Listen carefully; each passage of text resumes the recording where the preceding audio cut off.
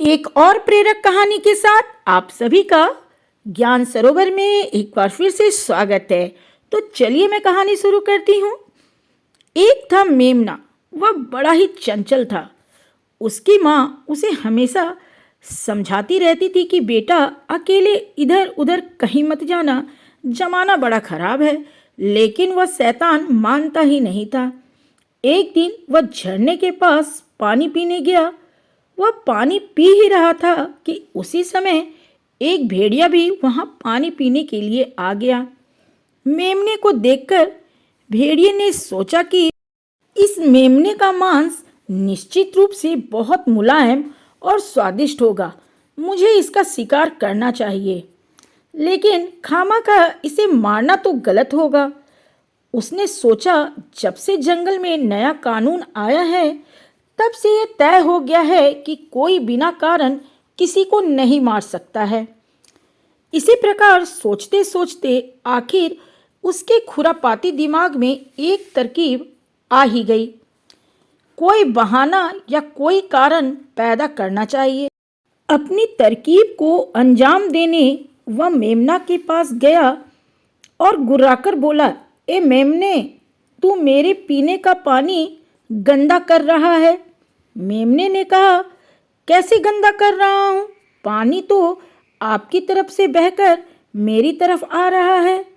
पानी तो आप गंदा कर रहे हैं। भेड़िया गुर्राया, जुबान लड़ाता है, अभी बताता हूँ तुझे। भेड़िए मामा, आप बेकार में मुझसे पंगा ले रहे हैं। आप किसी बहाने से मुझे हड़पना चाहते हैं, निर्भीकता से मेमना बोला। यह सुनकर भेड़िया और भड़क गया।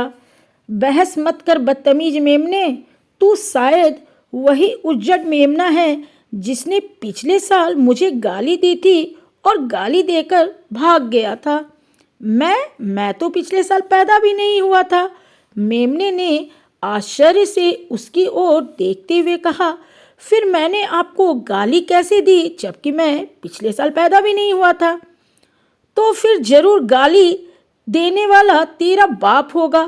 कहते हुए भेड़िया मेमने पर टूट पड़ा।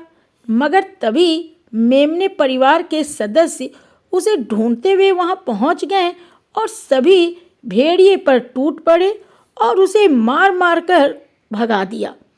अब इस कहानी से कितनी बड़ी शिक्षा मिलती है। कभी भी किसी को कमज़ोर नहीं समझना चाहिए।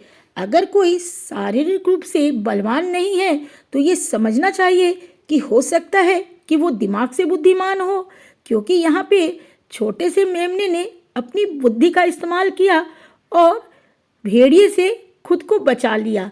तो आज की कहानी आपको कैसी लगी? लाइक करके कमेंट करके मुझे ज़रूर बताइएगा। अगली बार मैं फिर आऊँगी किसी अच्छी सी कहानी के साथ। आज के लिए बस इतना ही।